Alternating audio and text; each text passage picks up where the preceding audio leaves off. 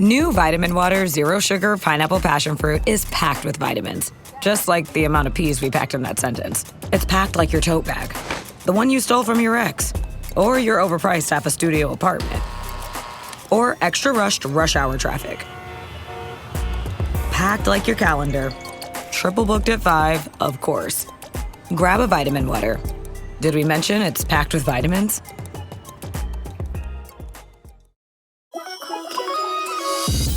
Who says you can't be the topic of conversation for all the right reasons? The Hyundai Tucson Hybrid pairs bold presence with advanced technology and sleek style. It's everything you didn't know you needed in an SUV and then some. Okay, Hyundai. Visit HyundaiUSA.com to learn more. Hi, it's Dave here. This is my wife, Kathy. Hello. This is the Cinemile. It's the podcast where we walk home from the movies.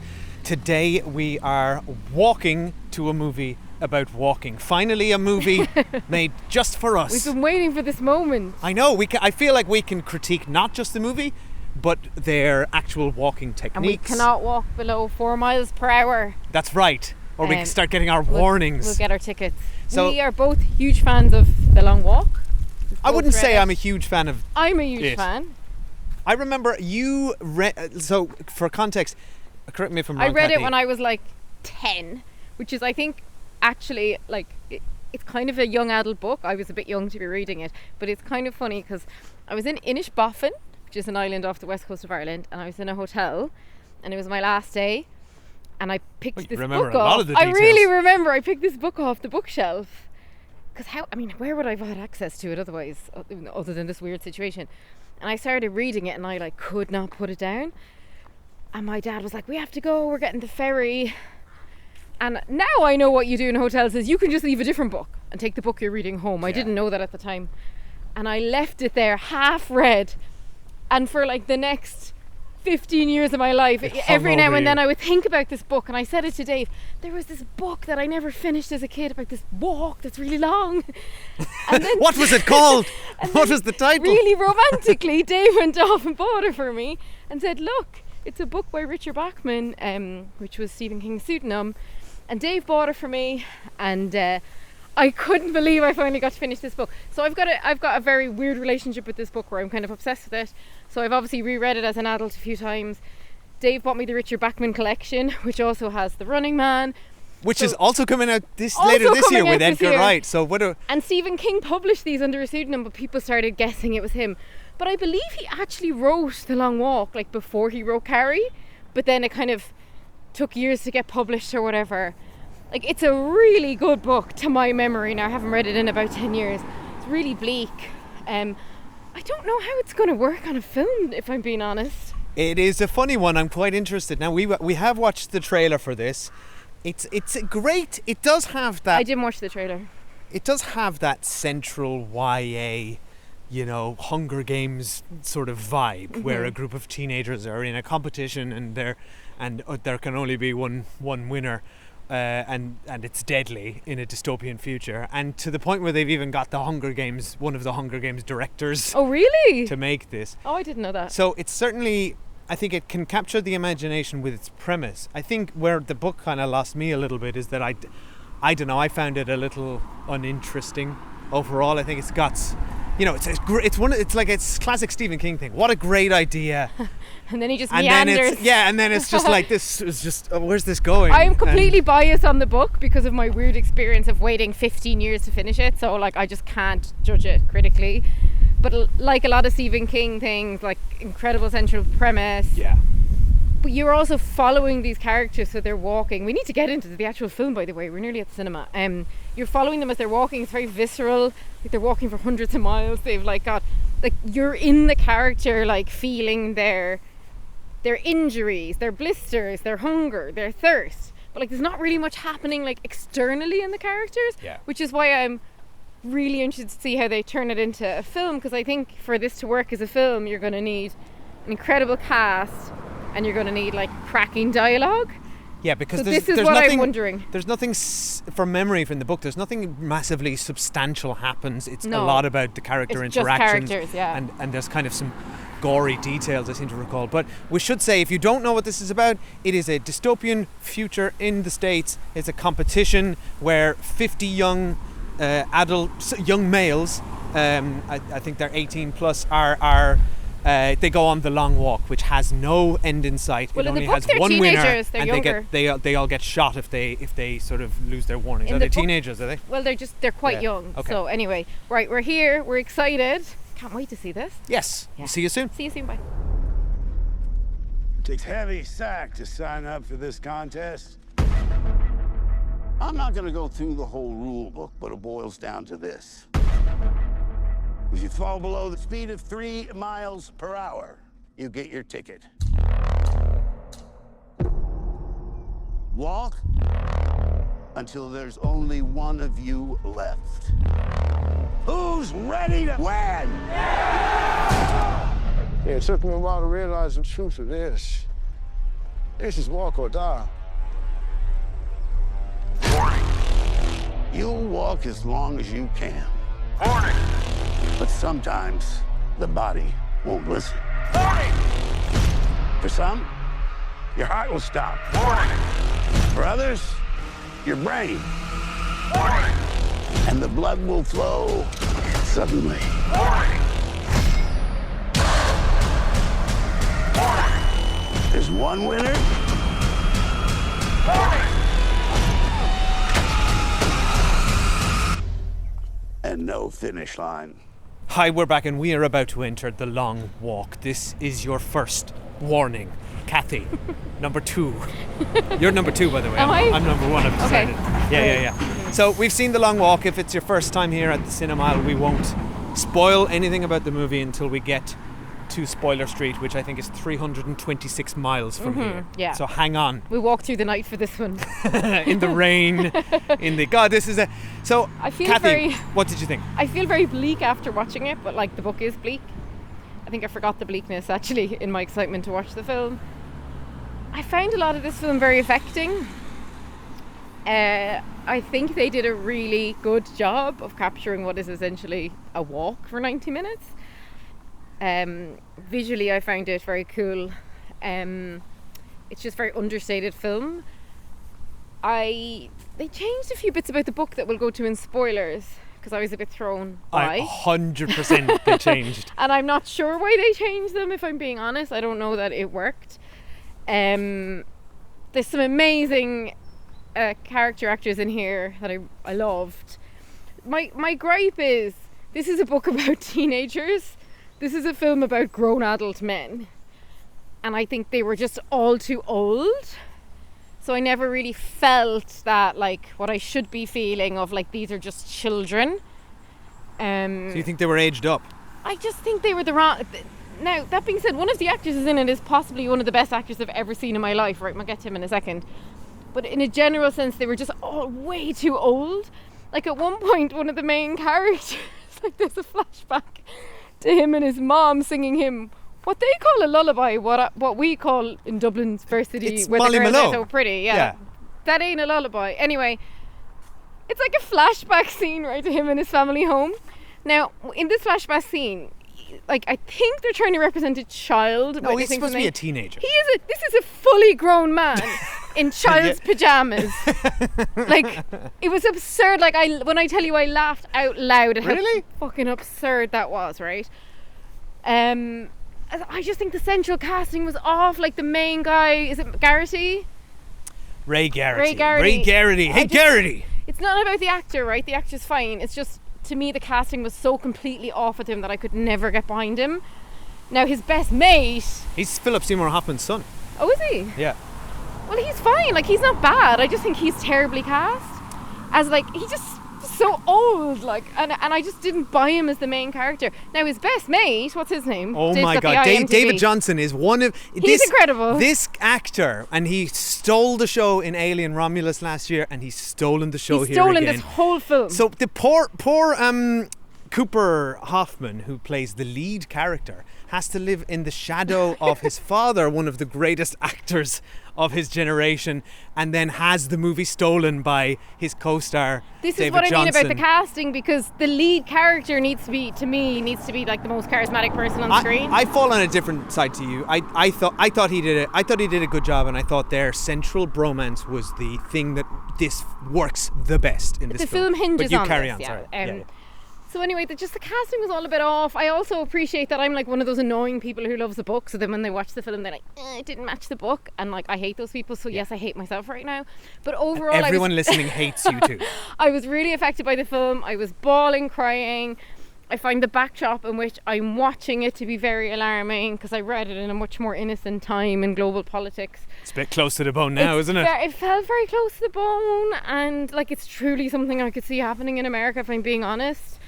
Well, not the competition, but all the surrounding circumstances. I mean, yeah, why not? Why not? Like, Okay. really, why not, Dave? So I found that all very distressing. So I've come out of it kind of distressed, a little bit disappointed in the adaptation, but at the same time, I think it's a very good film, and I actually really recommend it. And I'm glad to see it in the cinema. Like, it's not your typical fare, and it's very understated, unlike something you mentioned, like a Hunger Game, you know? Yeah, you're right. This is very raw and like very down to the bone filmmaking, right, Dave? Tell us what you thought. Yeah, I think just to your point there, this feels like the kind of mid-budget movie that doesn't exist in cinemas anymore. And it's only 'Cause because it- of Stephen King that it got made. I think so. Even I though think he so. did write it under the name Richard Bachman, and but it's been knocking around for But decades. they're not using the name Richard Of course, Bachman in no, the, that would in be the ridiculous. credits of the promotion. But it has been knocking around for decades, like people talking about making this film. It's a funny one. Look, I think at one point George A. Romero was attached.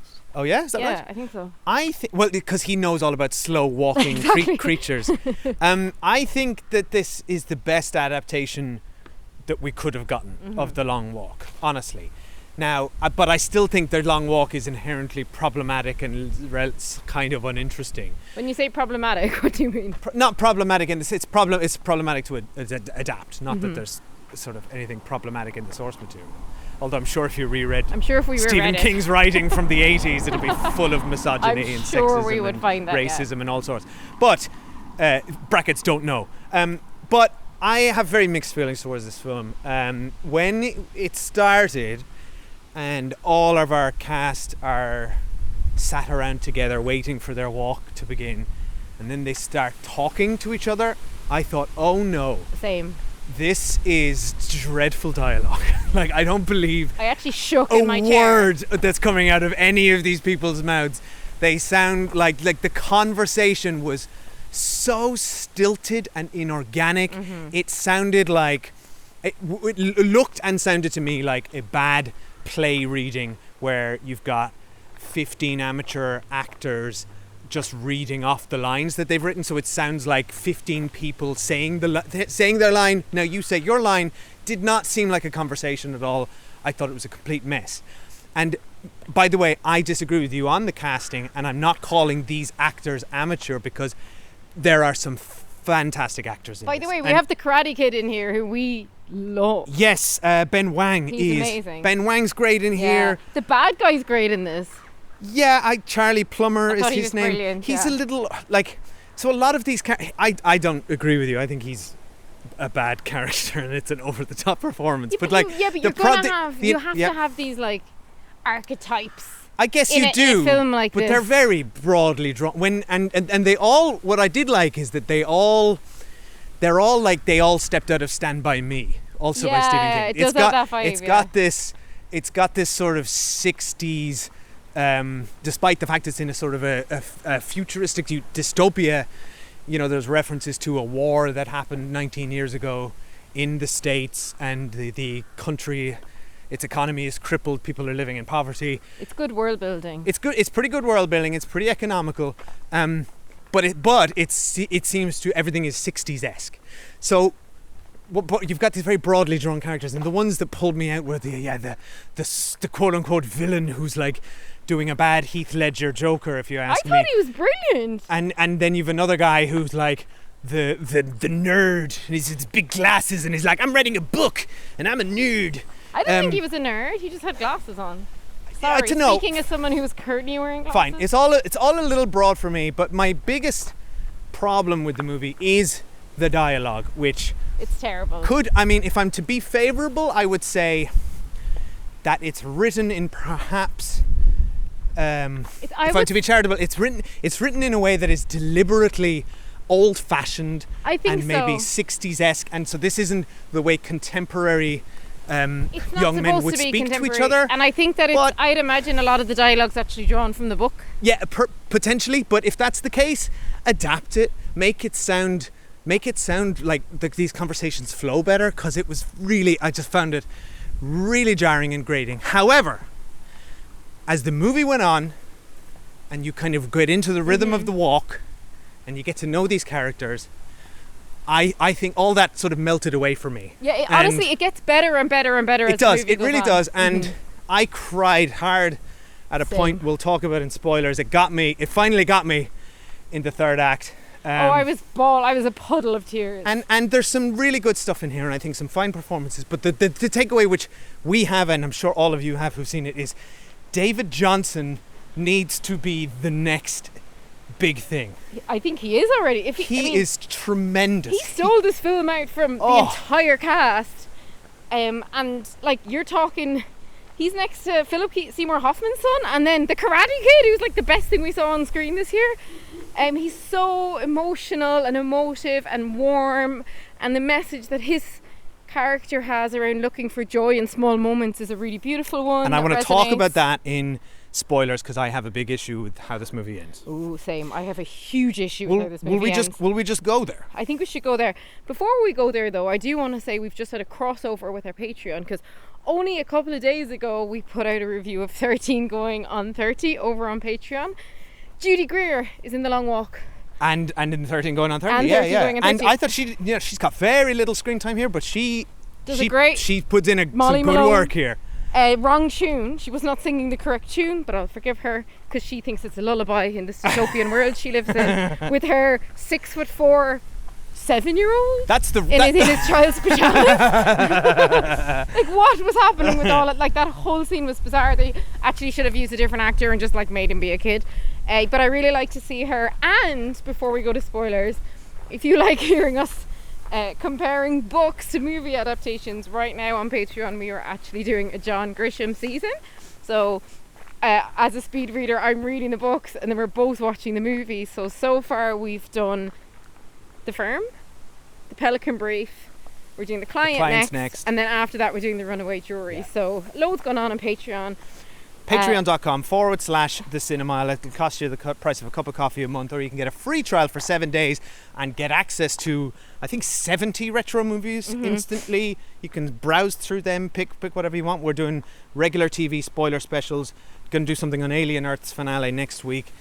So yeah, lots of fun here, and you get to chat to our fantastic community who are cooler than us. Very cool. And actually, do you know we say the cost of a price of coffee per month is actually less.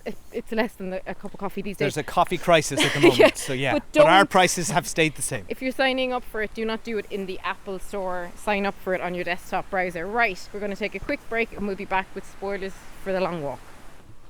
Hello, Nigel here. As an owl, I love to be awake all night, but allergy sufferers like you probably don't feel the same. So take Xyzal at night to relieve allergies while you sleep. Then wake up fully refreshed for a more productive day. Xyzal works fast and offers 24-hour continuous relief from sneezing, runny nose, itchy watery eyes, and itchy nose and throat, so you can enjoy doing the things you love all day long. Be Wisal. Take Xyzal at night. Use as directed. Starts working in 45 minutes. Okay, we're back. So full spoilers now for The Long Walk. We'll say spoilers for the book and the movie because we're going to get into it. And so, like, we can't remember every detail of the book either, but there's some big bits you remember, like, I don't know. The big bit is the end. Will we talk? Let's just go straight to the end. So well, first, before we go, I just want to say, because we didn't chat about it enough there, I love the visual representation of, like, they walk through something like 4 nights, and this is where, like, Stephen King's kind of meandering long way of writing works really well in the book, because they're just walking forever and you like walk through the night with them in the book. In the film they don't show us so much of the nighttime walking, because in fairness, like, it's not that cinematic to watch people walking in the dark, but the fact that they're kind of like sleepwalking is fascinating. At one point Garrity's shoes fall apart and he's just walking in his socks and then he seems to walk like dozens of miles after. There's a guy who I actually screamed when he was walking, like on his he actually his Oh, foot was fully that was turned the in. writer. Oh my God, that was awful. Disgusting. And the first time Ugh. they keep saying someone's going to get their ticket, and I'm as a 10-year-old in Inishbofin in a hotel reading what the ticket meant, which is that your head gets shot off. I remember it's always stuck with me. And in the movie they do that as well. You don't quite know what the ticket means until it happens, and like it's so shocking. And these poor kids, like there's a lot of violence in here. Like it's actually quite graphic. It's very gory as well. The movie's gory. It was gorier than I probably expected it to be. It has a 16 rating here, so it's not. It's not like I think Hunger Games would have skewed a bit younger and got a 12-year-old audience in. This movie doesn't. It goes for a harder. And I think because like the rating. audience will be all older people who read it years ago, Well, our audience was mostly middle-aged men. Yeah, middle-aged. Yeah. It's so funny that The Running Man's coming out as well this year. Richard Bachman's having a resurgence. Which, can't wait for the sorry, new... let's face it, it's the same plot. It's the same blood. I can't believe he did two stories about a dystopian No, but did you read The Running competition Man? that involves. No, I know I know the details are quite different, but come on, But it's I can't the same wait bloody for thing. The Running Man because we both love The Running Man movie. And then I love the book, which is actually completely different from the original movie. And Edgar Wright's done the book, I think. Exactly, Yeah, so it does look quite different. because no one could ever do the Arnie movie again. It's so absurd and Yeah. enjoyable. So I'm gonna love to see a kind of grittier version of that. But anyway, on to the ending of this film. Okay, so the huge difference here is that in the book, correct me if I'm wrong, it's 20 years since I read it, but Ray Garrity wins, right? What's really fascinating about the book is it has a very dark message, which is that once somebody's been through this kind of trauma of the walk, where like all your friends are being shot around you and you're just walking, so you're deranged, right, hallucinating, etc. The book, again, spoilers for the book now, but the book ends with the best mate and him. I think it's the same final three, but he's definitely with his best mate at the end. And the best mate dies. And then Ray Garrity just keeps walking. Oh, that's because it, yeah. he's lost his mind. Yeah. Like it's over, he's won, he's like hallucinating, he's like, I have to keep walking. And of course that is what would happen, you just lose your mind. And I think here in the adaptation, I like that they flipped the friend to be the winner. I mean, but I like that too. The whole friend's message throughout the film had been, you shouldn't seek violence. I want to if I win, I want to help other young children who were in circumstances like mine. So I don't really know what the message of the film is, because I think if it was going to have a bleak ending, they should have just kept the original ending. By changing the winner, I thought they were going to put out like a hopeful message, but then it kind of just ended horribly. I agree 100%. I have such an issue with this. What is the movie trying to say? The movie presents this character, Pete, and Ray, who honestly I thought their friendship was lovely. Was sold really beautifully. I really bought it. I didn't totally bought them necessarily as buy the friends. wider musketeer thing. I thought it was a bit lame.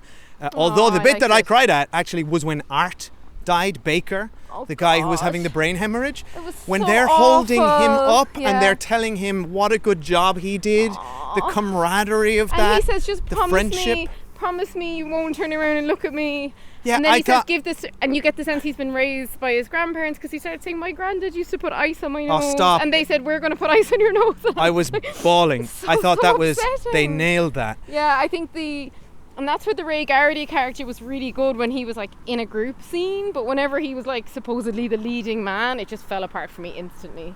I don't know, I disagree. I was totally on board. Serious question. Okay, go. Would he have ever been cast if he wasn't I Seymour don't Hoffman's want to son? get into the Nepo Baby All conversation. my only question, I'm throwing certainly, it out there. it can't hurt. It can't hurt. No. But let's talk about the ending. So the whole film is positioning Pete as this sort of moral compass for Ray, who's on a hunt for vengeance. And Yeah. Pete straight up says that stuff's gonna destroy you, chew you up from the inside.